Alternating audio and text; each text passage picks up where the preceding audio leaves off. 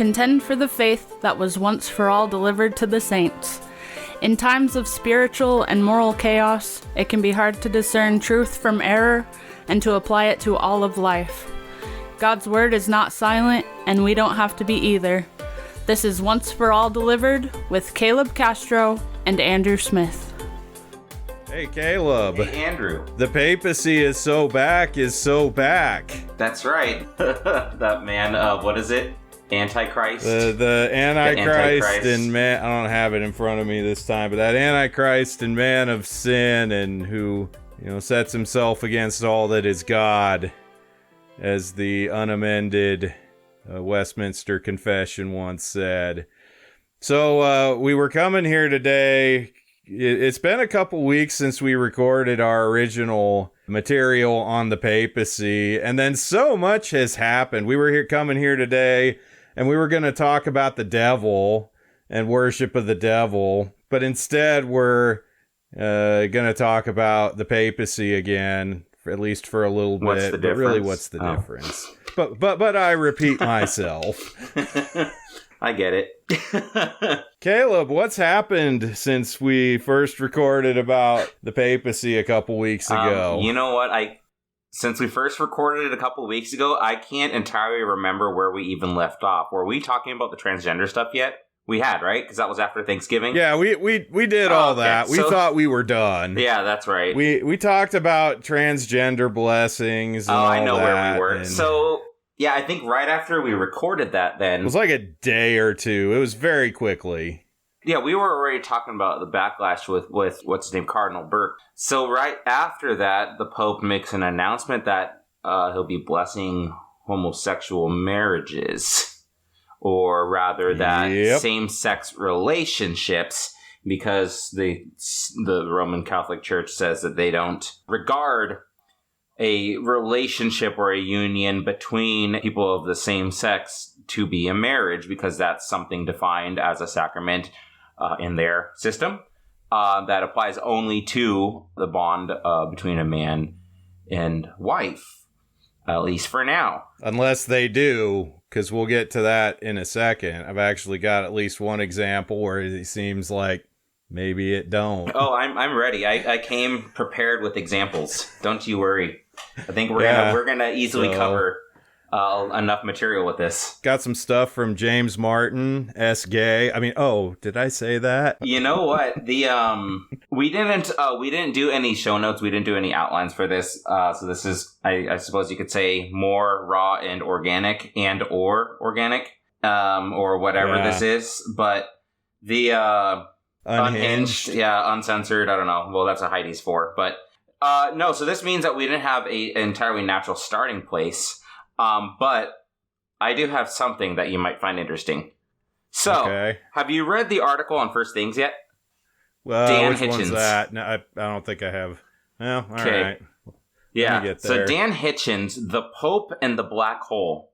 Dan Hitchens is senior editor. He's one of the senior editors at First Things. First Things is it's a periodical. It's run by Roman Catholics. Occasionally, though, they'll let some Protestant writers come in. Carl Trueman has written for it a couple times. Yeah. But they'll do comments on usually social matters. They're written by academics, but not always necessarily at an academic level. So, The Pope in the Black Hole from Dan Hitchens. He released this 2 days ago from time of recording, December 19th. The Pope has now said that Roman Catholic priests can bless same-sex couples. He released this in a papal decretal, or basically a missive, a church missive, a church letter, making it official teaching. It was called Fiducia Supplicans. The concept was basically saying that priests may now bless these same-sex unions on the basis of being merciful, showing love, and demonstrating the love of God to people, even though they're in sin. We'll get some comments on that later. The concept is supplicating trust, trying to bridge this gap between these, modern notions and relationships that have not historically been permitted by the church. by the church, I mean all churches, not Rome, but Rome's been a big person pushing against it for a long time. They've always been regarded as something of like a defender of marriage. So Francis to come and issue a missive saying, hey, priests can bless these relationships, it's a huge thing. But the problem, if Andrew, you want to take over on this part here, the problem is the Pope released a previous missive 2 years ago in 2021. Yeah, I'm catching up. Oh, sorry, I didn't know if you already had that. So, yeah, in that missive, he had just 2 years ago said that the exact opposite is is the church's teaching. Yeah, it's all coming back to me now. Yeah, it wasn't that long ago that our very same Pope Francis, he ain't our Pope, but the Pope there is, the best Pope in the world. I don't know, I mean, you look at some of those Sedevacantists guys, and I mean, they're at least more entertaining, I think. That's a whole other can of worms we could open. There are actually still today, I mean, rival claims to the papacy, and you got guys like Oklahoma and Pennsylvania and whatever that live in their parents' basement and claim to be the Pope. Oh boy. But anyway, before we get completely off track here, yeah. So what do you have here? You have rival encyclicals saying contradictory things issued by the same Pope. Well, that's not gonna help your case for infallible papal authority.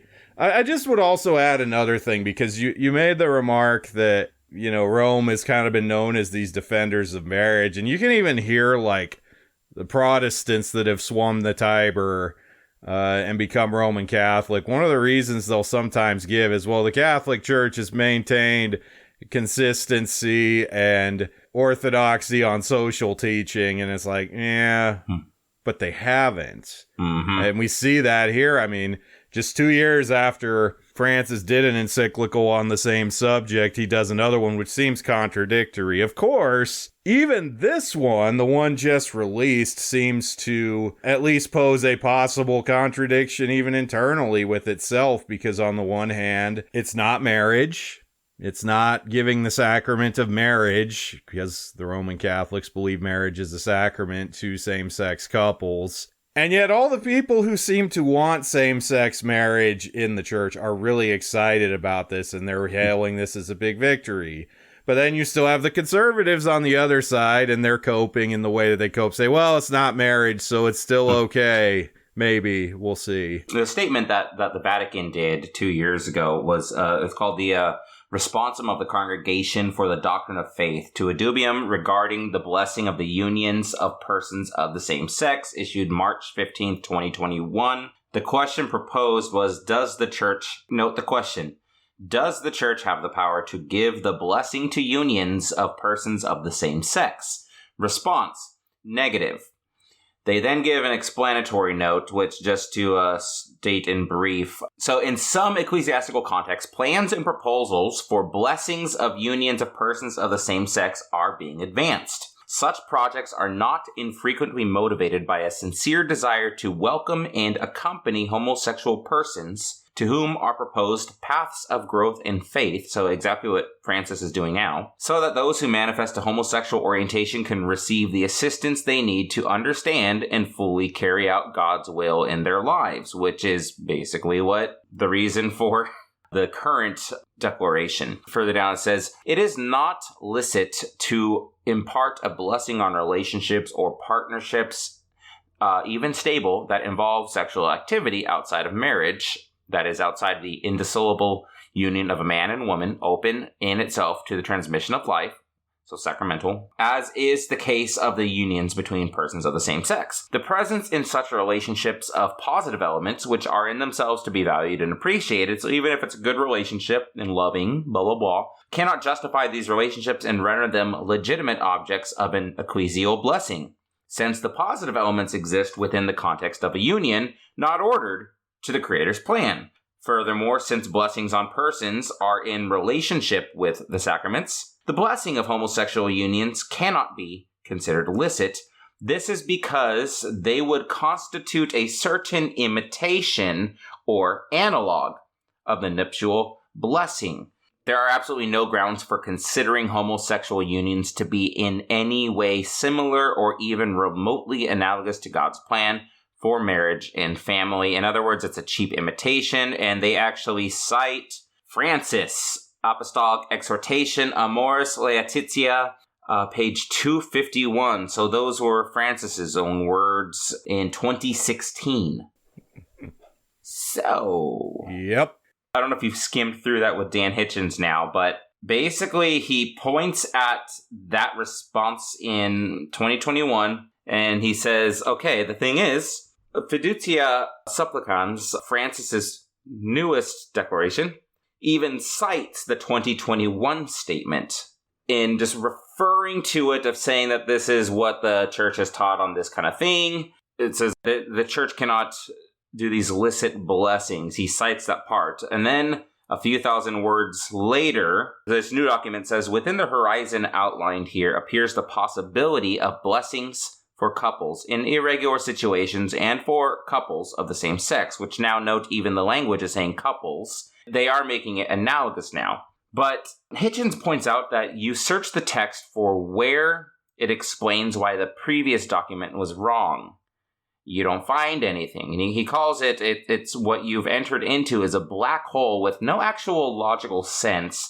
It's just basically popped up and is sucking in logic, sucking in that which is good. If you try to be careful with the document, even with the spirit of generosity, and again, Hitchens is a Roman Catholic here, and he's written on many of the Romanist activities over the years. He says, well, what's going on is apparently everyone has previously had an inadequate understanding of blessings, being a little bit tongue-in-cheek there he is. The document goes through a bunch of different, he says 2,800 words of reflections upon blessings and what type of blessings there are, why certain blessings happen, blah, blah, blah, blah, blah. All of which he concludes, this has nothing to do with the actual question.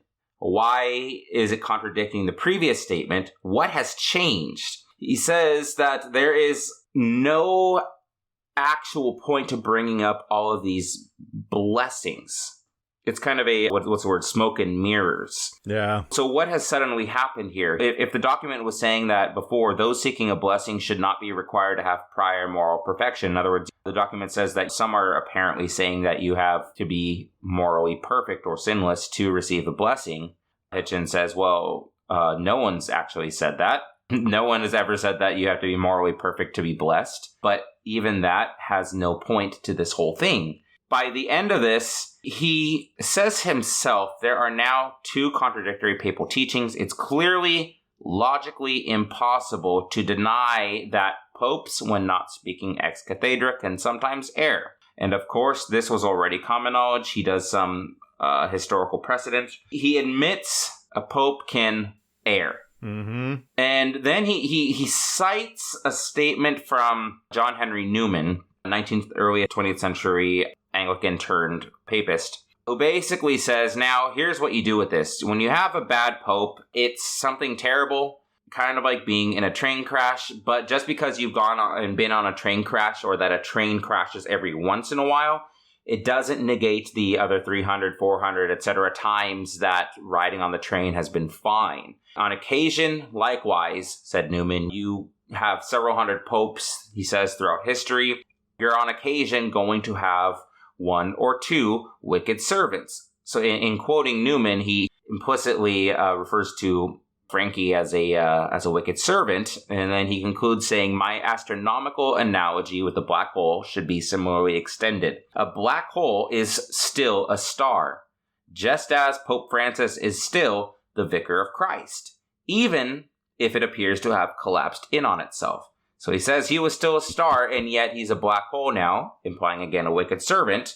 Such a spectacle is mesmerizing, mysterious, and frightening, but it does not mean that we should give up on the papacy in general, let alone the saints, the scriptures, the traditional doctrine of the church. These remain... He doesn't say scriptures, exactly. He says sacraments. No, sorry, did I say scriptures? You did say scriptures, but no, it says sacraments. That's funny, because that was a reflex. Because I was going to say right after, note how he doesn't talk about the Bible.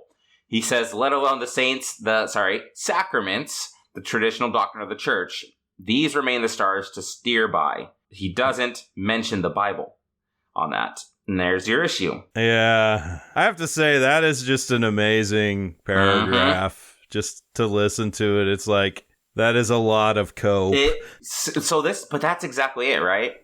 So I sent you a text before, right, a couple days ago about my father-in-law is a deacon in the Roman Catholic Church, which, deacons in that group, they're more like junior priests. Basically a priest. Right, priests that can't formally do the sacraments of, like, a certain sacraments or like that. They can dispense them, but they can't do the, consecration part. Well, this is exactly it, where, in being asked about the transgender things and the homosexual things like this, the blessing, my father-in-law, who's always been very, very strongly anti-trans, anti-homosexual marriage, all that stuff. He's a very, you could say conservative Romanist.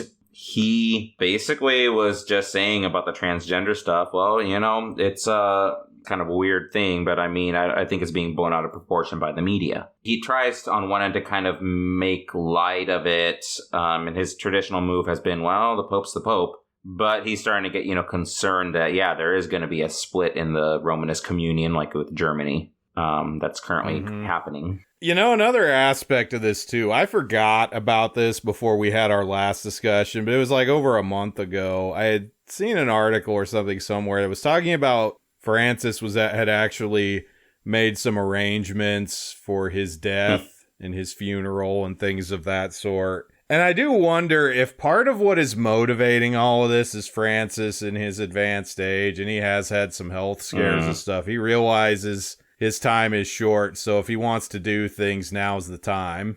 So he's maybe where he has previously shown some restraint in the past, it's coming off now. He is one of, I think, the older popes now. So I think he's like about 87. Yeah, he's been getting sick. It's hard to say. I think we mentioned on the previous Papacy episodes that last time on the Pope, I mentioned that the Synod on Synodicalism, that it was paving a way to appeal to, the Holy Spirit's doing this in the popular level of the church amongst the laity. We have to listen to that. So if the people are, desiring same-sex marriages and transgender and so on, who are we to quench the Holy Spirit, right? I had posited, I think, before that with this, it was setting up where you're going to be able to allow or change almost anything and then just appeal to that.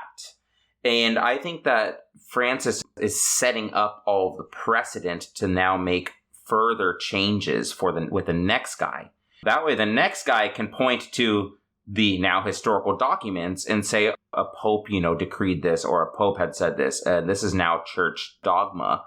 Things change. And that way, then also the next pope or a later pope can also then point the finger at Francis if things go bad too. Well, and it also means the election of the next pope, I'm sure, is going to be pretty brutal. Oh, yeah. A bloodbath. It's going to be very contentious. Something that's come out of this that I wanted to discuss briefly. Well, come out. That's not a pun, but it kind of is. So there's been all kinds of different reactions to this latest move by Francis and this decision to bless these same-sex unions. Like I mentioned before, there's been conservative responses that said, well, it's still not marriage, so we're still okay. One thing about that Hitchens article is, at least he's being more honest about it, which here's an editor of a very prominent Catholic publication who is openly saying that the Pope is in error, basically. Which what do you call a Catholic that disagrees with the Pope? A Protestant. You call him a Protestant. So...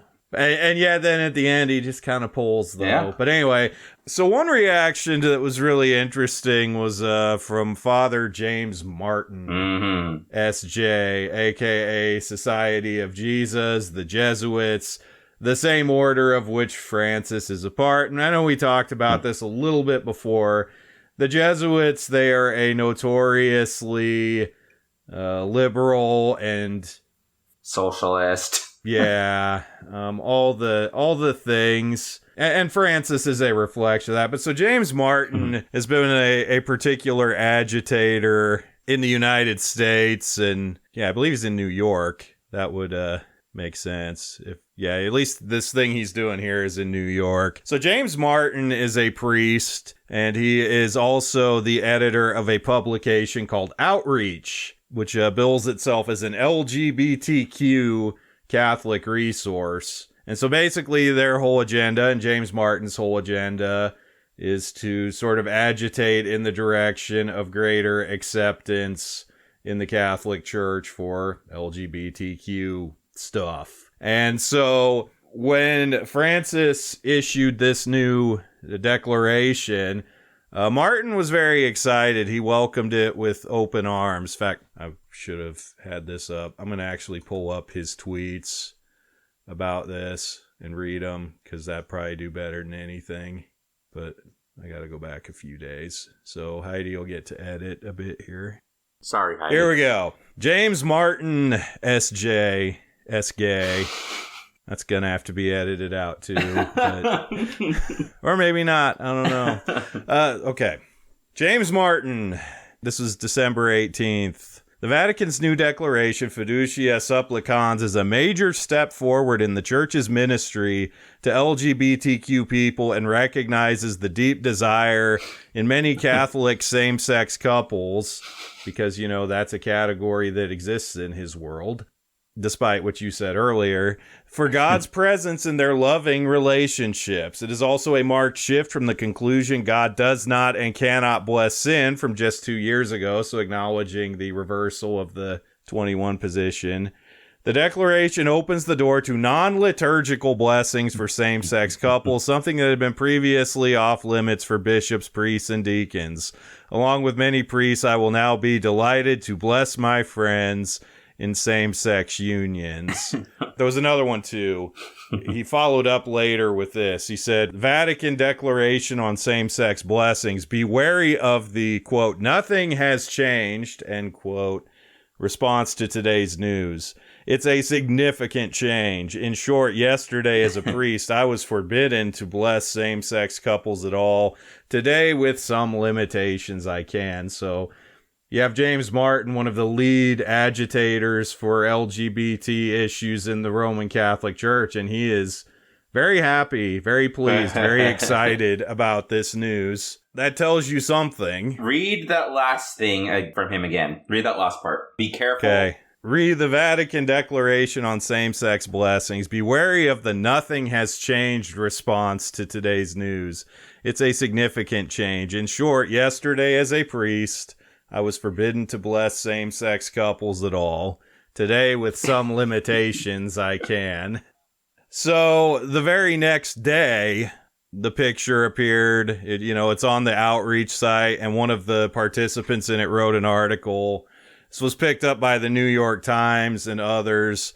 But you have Jason and Damien Steedle-Jack, and ostensibly, and this was the terms they used to describe it, a gay married Catholic couple, and there's a picture of them holding hands, standing in front of James Martin, and he's got his hand up, and he's doing the priestly blessing thing. And I do just have to say the optics of this are something, because here, we're being told, well, this isn't marriage, it's not marriage, but it's like you get two guys standing in front of a priest, and he's doing priest things. You kind of, it's really hard to deny what your eyes see there.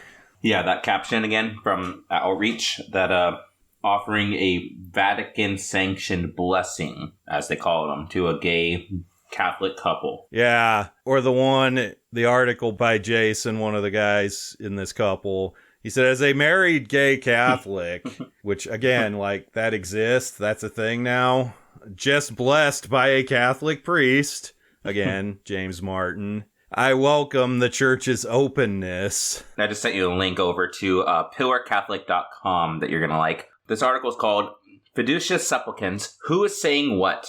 Reactions Emerging from Around the World. These are a catalog of quotations from throughout the world by country, going down to the United States. So just remember what James Martin said. Now here is Bishop Andrew Cozzens, an 800-word document, December 18th, saying that Fiducia Supplicans was clear that its provisions do not represent, quote, in any way a change in the Church's teaching about marriage, unquote. Quote, although it is impossible for us to bless a same-sex union, since any sexual union outside of the marriage of one man and one woman is contrary to the gospel, we may bless individuals who are not yet living in full accord with the gospel, even those in same-sex union, unquote.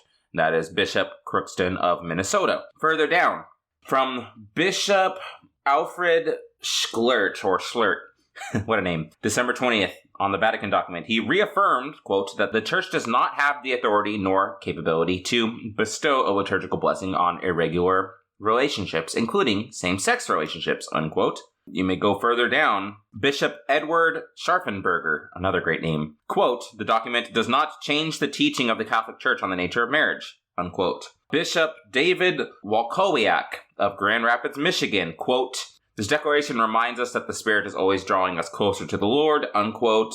At the U.S. Bishops' Conference in December 18th, he stressed that the Church's teaching on marriage has not changed.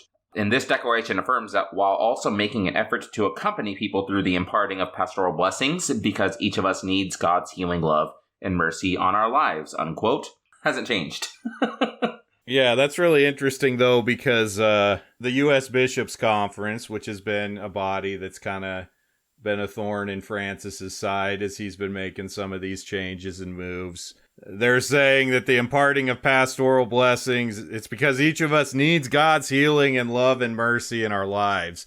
So I have to ask myself as I flip back over to this tab where I've got James Martin doing the priestly things in front of the gay couple in front of him. Is that what he's doing? Because that sure doesn't seem to be what he's in this for. Go further up on the other tab. Yeah. Alfred Schlert. Pastoral blessings may be imparted on any individual to invoke God's help and mercy in their life, to help them grow in holiness and to come to a greater understanding of divine truth. Such blessings are offered to the individual and do not validate nor sanctify their union with another person. End quote. And then go back to Martin now. And Schleider.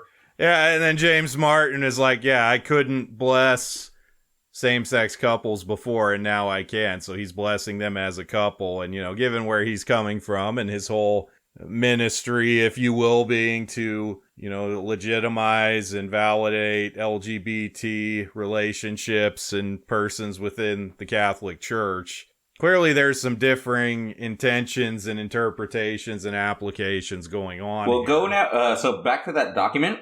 My father-in-law has said that his parish priest had said that if a homosexual couple comes asking for a blessing, they'll say no. Okay, so go up to Austria. So Austria, right next to Germany. That's right. Where a lot of this is coming from. Okay, so asked how priests should respond to a same-sex couple's request for a blessing, Archbishop Franz, because Austrian, so of course Franz, Lackner replied, basically, one can no longer say no. And the next quote. Commenting on why the declaration was issued, the president of Austria's Bishops' Conference said, I believe the church recognizes that a relationship between two of the same sex is not entirely without truth. So again, not really treating this as something rehabilitative. It's not entirely without truth. There is love, there is loyalty, there is also hardship shared and lived in faithfulness. This should also be recognized. So again, recognizing the relationship, recognizing the good in that relationship. Canada. Belgium says something kind of similar to this.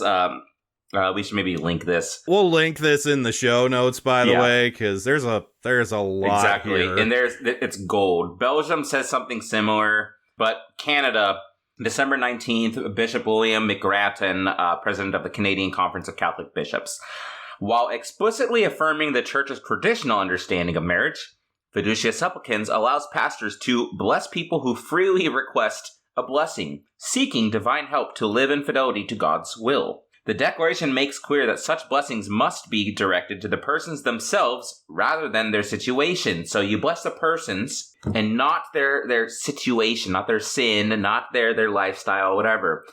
That they must be spontaneously requested, and they're not ritual or liturgical actions. What was that picture of James Martin? He was doing a what?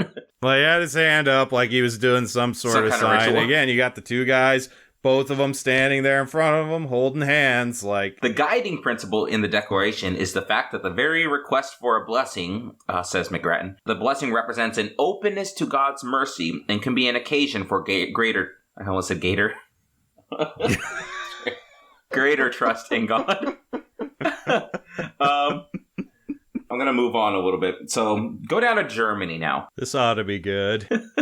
The third paragraph, though, in Germany, under Germany, if you'll read that for us, the third paragraph. The Declaration applies theological categories and terms in a responsible manner. It draws a clear line between unwavering fidelity to the teachings of the Church and the pastoral requirements of an ecclesial practice that wants to be close to people. A pastoral scope for action is described here, which illustrates responsible church practice. Now, sorry, pastoral requirements. Clear line. Okay, go ahead. I do just have to say, we've had issues of this sort in the Protestant world, in the Presbyterian and Reformed world even. We've had recent things with Revoice and all the things that have come out of that. And there's always this language about being pastoral. And it's like, what does it even mean when they use it that way, to be pastoral? It's always nebulously defined. It's never really specific, but it's always just like, if you want to say sin is sin, well, you just need to be more pastoral. Right. Do me a favor. Okay. You just said pastoral. Yeah. And you also read from the Germany statement. It draws a clear line, right, between unwavering fidelity of the church and the pastoral requirements. Go down to Malawi. So we're going over to Africa here. The Episcopal Conference of Malawi issued a December 19th clarification in scare quotes. The declaration is not about the blessing of same-sex unions and sacramental endorsement of the same as married couples, it stressed. Well, it seems many are disagreeing with at least half of that statement. It underlined that to avoid creating confusion among the faithful, we direct that for pastoral reasons, blessings of any kind for same-sex unions of any kind are not permitted in Malawi. To avoid creating confusion, because, it was clear, we direct that for pastoral reasons, they will not be doing same-sex blessings. So, I think they probably have a better grip on what is pastoral than Germany does, or whoever I just read before, but boy, this is a mess. This is amazing. I have two more great ones here. Oh, actually, sorry, real fast, go up to Kenya. I just read this. This is new. They've updated this since I read it last. Yeah. Oh, so this is a living document then.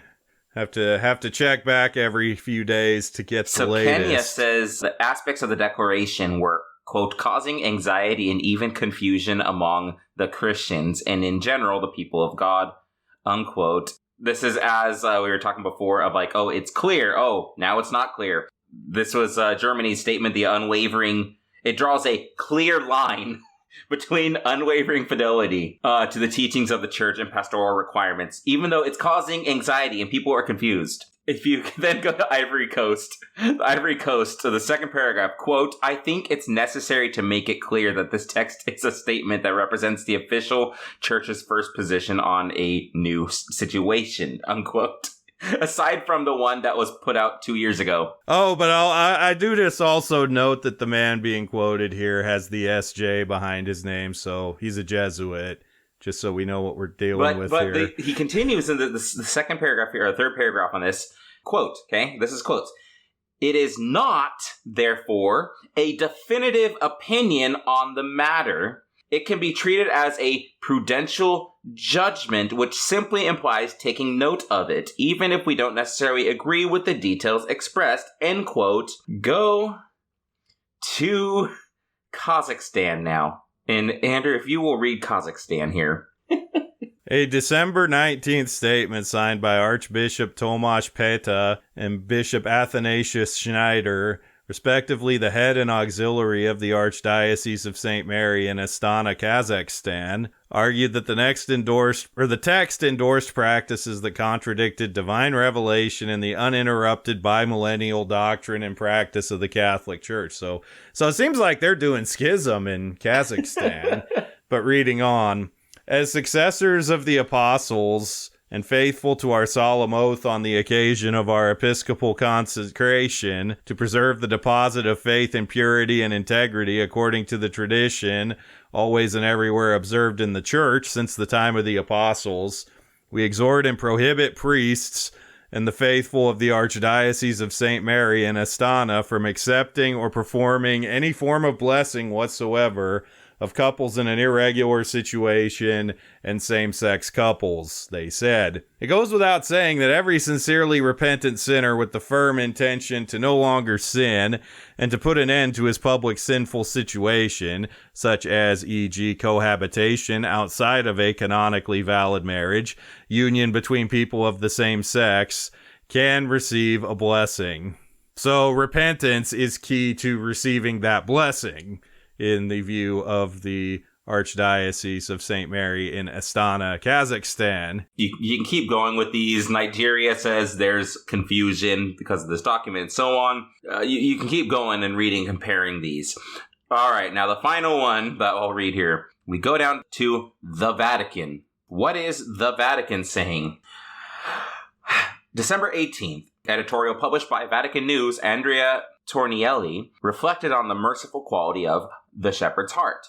Quote, the origin of the declaration is evangelical, end quote. Remember what Kazakhstan just said, talking about this declaration as the apostolic deposit. The origin of the declaration is evangelical, wrote the Dicastery for Communications editorial director.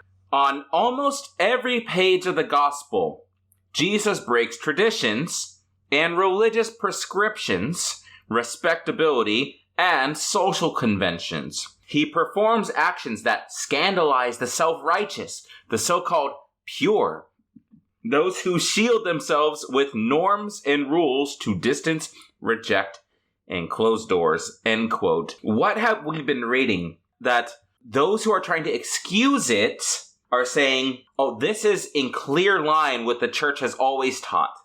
This is nothing new, blah, blah, blah, blah, blah. Others saying that, oh, this is now official teaching. And you have then others who are worried about it, saying, oh, this is breaking with tradition. This is a break with the doctrine. And you have those like James Martin and the liberal side saying, this is a new thing. It is a new thing itself. And now you have the Vatican press itself saying that this is a breaking with tradition. This is a breakdown of religious prescriptions, and it's a move in a different direction. It's official teaching. Chaos reigns in the Roman Catholic Church in light of Francis's latest decision. Just a few passing remarks I would like to add to all of this.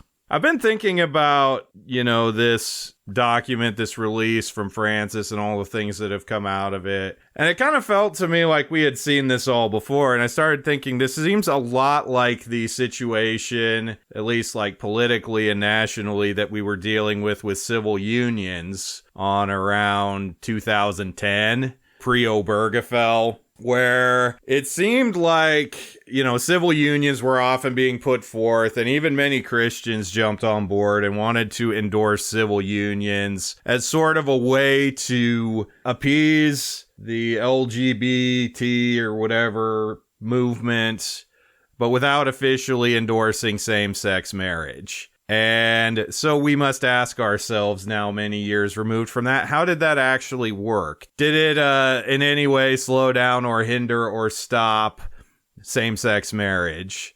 Well, you obviously know that no, it didn't. A few years later, we had Supreme Court rulings, we had Obergefell.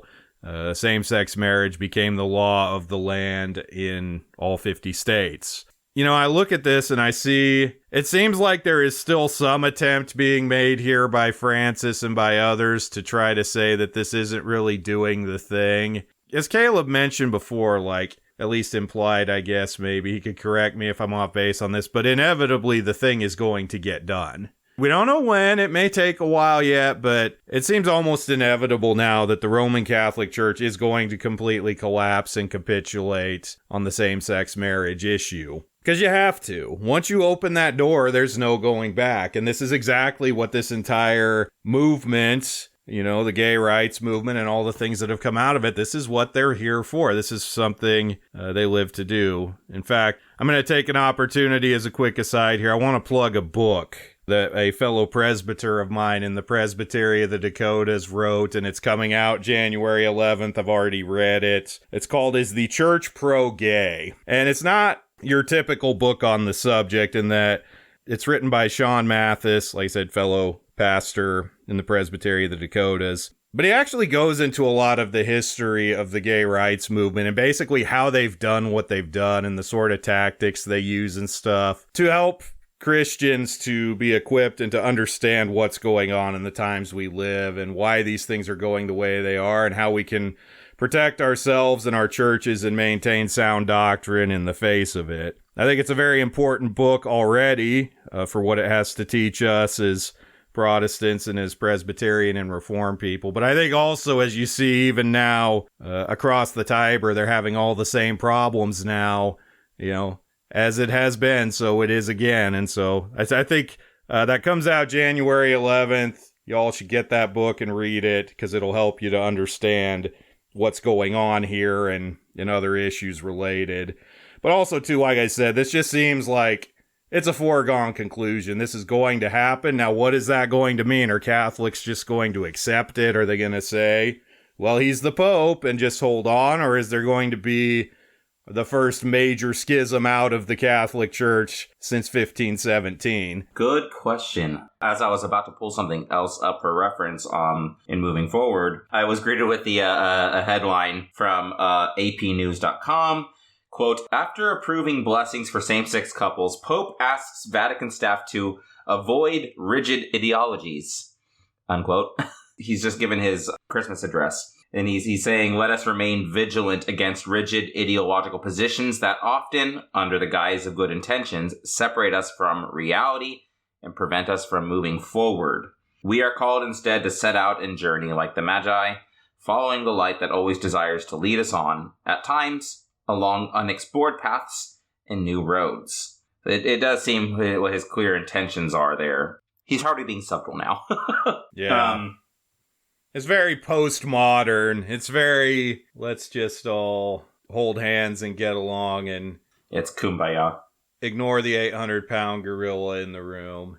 Ignore the thing I said 2 years ago that entirely contradicts this. That really is it. He still hasn't even addressed that. On the other end, there's, the papacy so back. There was also, just as a brief note, there's also been something of a scandal, of an embezzlement case that is occurring right now.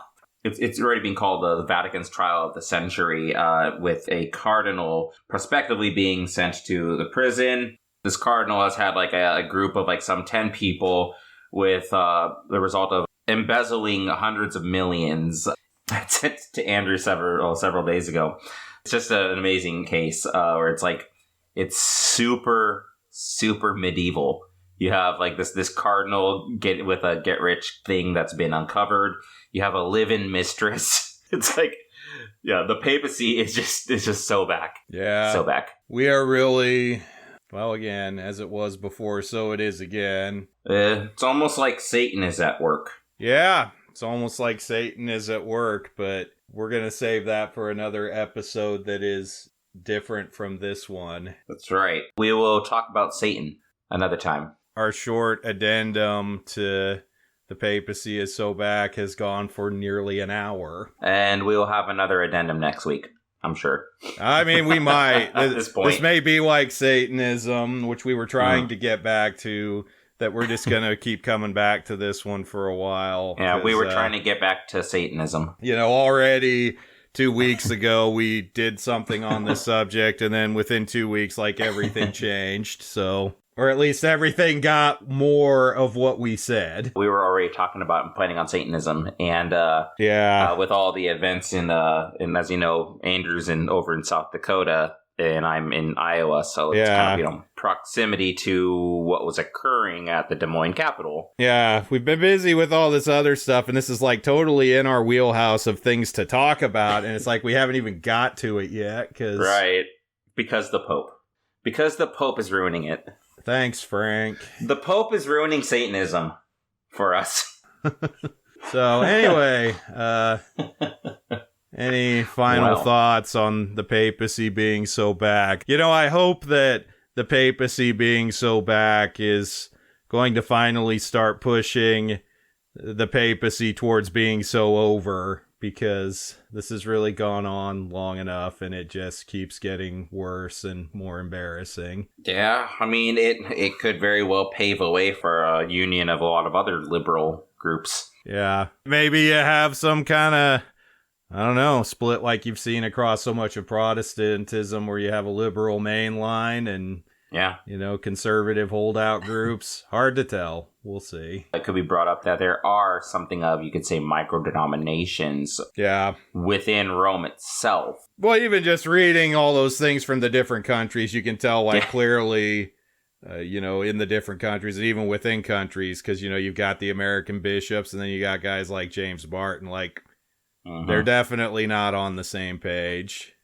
They're definitely not pulling in the same direction. And we saw exactly what happened with the Church of England, right? With the Anglicans having a rupture, largely led by the African congregations for this very same reason, through explicit gay marriage. But anyways, again, if you're listening and you heard us cite through these sources, these pages, go read the article from Dan Hitchens. Again, that is The Pope and the Black Hole. Andrew, I think, is going to have that linked, as well as the article from pillarcatholic.com, Fiducia Supplicans, Who's Saying What. Go and read them for yourself. Keep up with news on the papacy and see what happens next. It's, these things, we're not under them at all in the slightest, but these things do affect the overall perceptions and interactions with Christianity in America. It's a weird thing. Well, and I think also, too, that this can pose opportunities for us. Mm-hmm.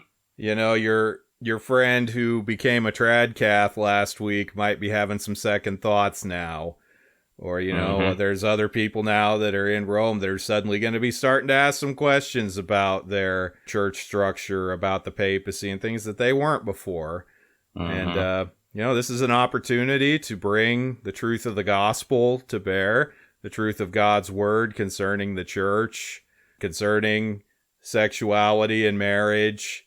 Part of being ready to give a reason for the hope that we have is knowing at least a few things about those we're dealing with out there. Yeah, that's one of the things where it's a question right now with my wife of just constant conversation on how to approach this with my father-in-law. It's exactly a situation where he's ethically opposed to, and biblically even, opposed to transgenderism and homosexuality and all these things, but all he's known his whole life is the papacy, and this is he's very confused right now and concerned. Yeah. I would love to see the magisterium self-destruct. Yeah. But we'll see. Anyway, so we thank you for joining us. I guess this will be part 3 of our series on the papacy. Possibly part 4. May or may not be the last. But we thank you for joining us. You got any questions, comments, complaints? All the usual ways, ofadpodcast@gmail.com, social media at ofadpodcasts. Appreciate your support, especially those of you who support us financially. We thank you for helping us and for helping the show, and we'll keep trying to make it worth your while here. Yep. Go Heidi. Thank you for listening to this episode. For the latest news and updates, visit our Substack at onceforalldelivered.com, where you can also support our work with a paid subscription. You can also follow us on social media at OFAD Podcast. If you like what you have heard, leave a 5-star review where you get your podcasts, and spread the word about the show. Once for All Delivered is hosted by Andrew Smith and Caleb Castro, and produced by Andrew and Heidi Smith. A special thank you to our founding members, Eric and Kathy Hepker. We hope you will join us again next time on Once for All Delivered.